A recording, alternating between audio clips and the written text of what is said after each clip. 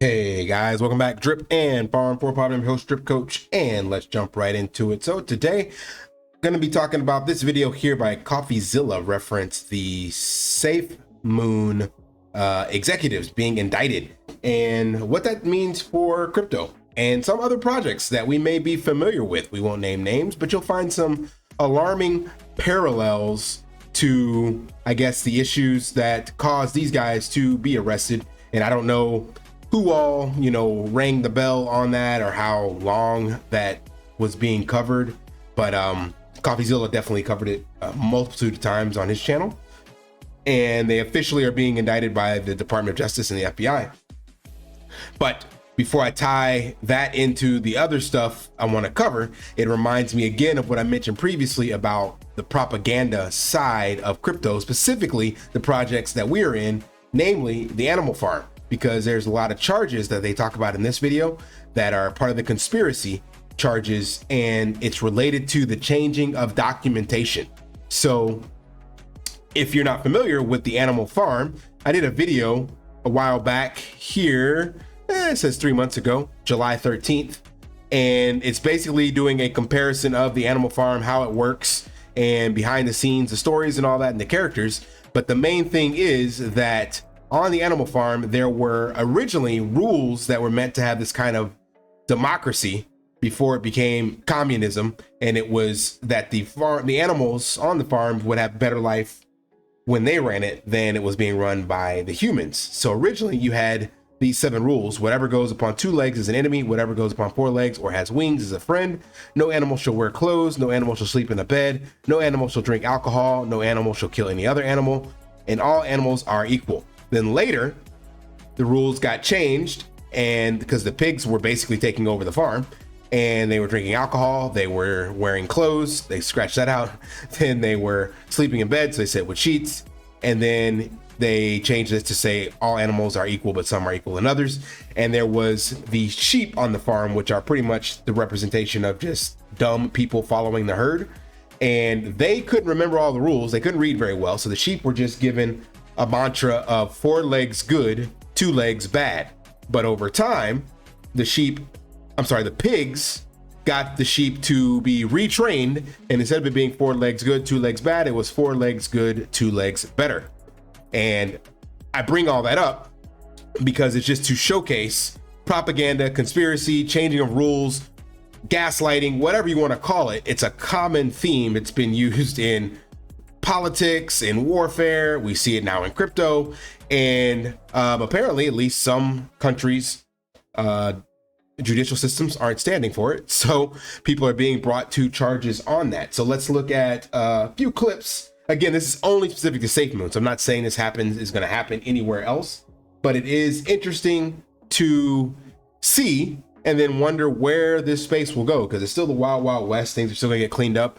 We don't know. Each country can have its own rules, no matter where you're hiding. Like myself in Cambodia, who knows what the rules could be here? And if I make a project and then the authorities here want to come look for me, like, you never know. Do Kwon got arrested after trying to jump ship. So it's just interesting is all I can say. But here's the 3 charges for the 3 executives of SafeMoon LLC. I'm sure he'll be found eventually. But let's see the charges. It looks like they're conspiracy to commit securities fraud. Nice. Conspiracy to commit wire fraud. Very good. And conspiracy to commit money laundering. Very spicy. Now, those are unique to SafeMoon, but what we find, and you see that with Gary Gensler and everything, security and all that stuff like that, the laws are written very vague and nothing has actually been clarified specifically towards crypto. It's like, I could say the laws are vague. Let me rephrase that. Laws were written prior to this digital technology footprint that we're leaving right now. And so it's kind of easy for certain countries to start trying to apply old rules and laws to the new tech. And because of that, you can maybe escape through the loopholes and the cracks, or you could get caught between those cracks, because you never know how they're going to word something and say that you did what they say you're doing, so to speak. So the conspiracy charges, I'm going to break down a little bit here from CoffeeZilla. Back in March 16th, 2021, Nagy asked John Caroni, quote, "Should we be honest with the team about pulling out of the liquidity pool for the project now?" Now Caroni responds to this. Let's draft up a statement. Thomas, you and I need to talk about how to message that properly. So they're saying right there, we haven't been honest. Maybe we should be honest. We got to talk about how to break it to people that we can dip our hands in the cookie jar here. But instead of actually... Now we can look at that and see that we've had some projects where what we were told was not how things actually operated. And it wasn't until light got shined for us to get some transparency, i.e. things being immutable, and can't be changed. I.e. liquidity tokens being minted that nobody knew about. So there's definitely some similarities here. Again, not saying it's directly the same or dipping the hand in the cookie jar because we don't know, but to say that this is what came up in the case and they're using this is very interesting to say the least.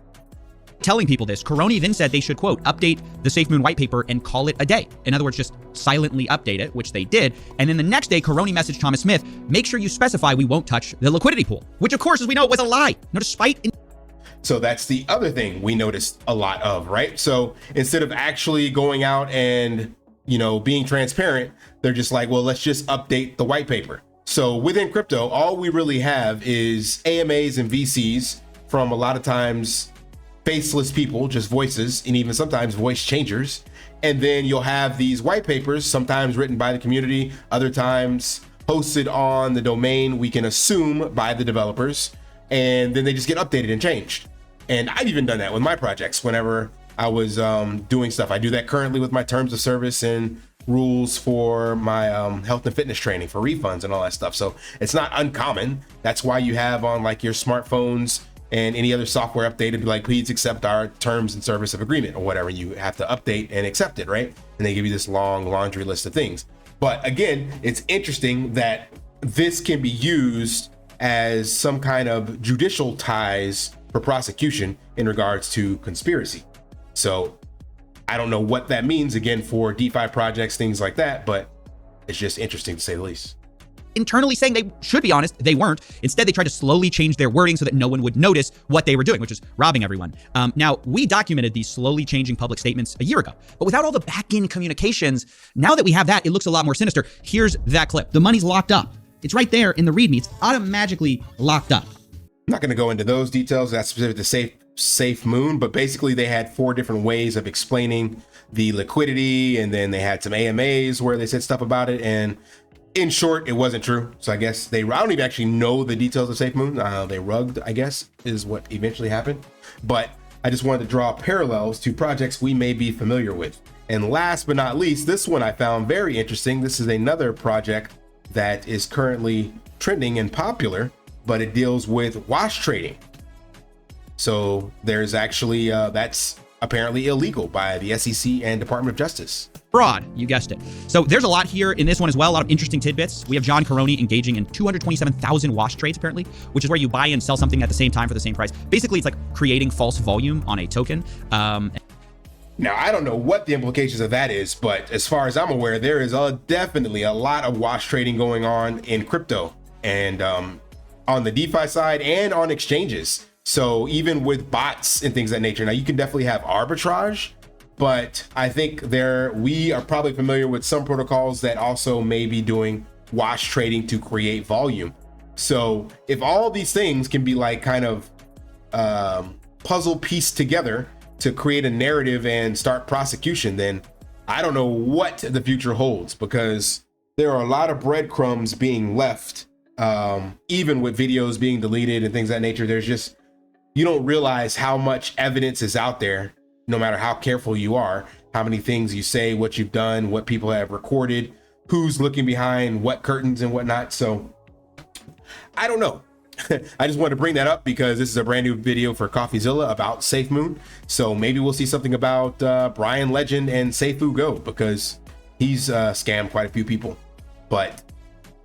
And we also just got the verdict on Sam Bankman-Fried. Actually, he's guilty on all 7 charges. So there is a cleaning up coming, I guess, within the space. And it seems as though it's right on the heels of whatever this ETF's going to be. So they have to kind of clean up the entire landscape, start some pruning and stuff like that for whatever it is the powers that be want to start planting so that they can push their narrative.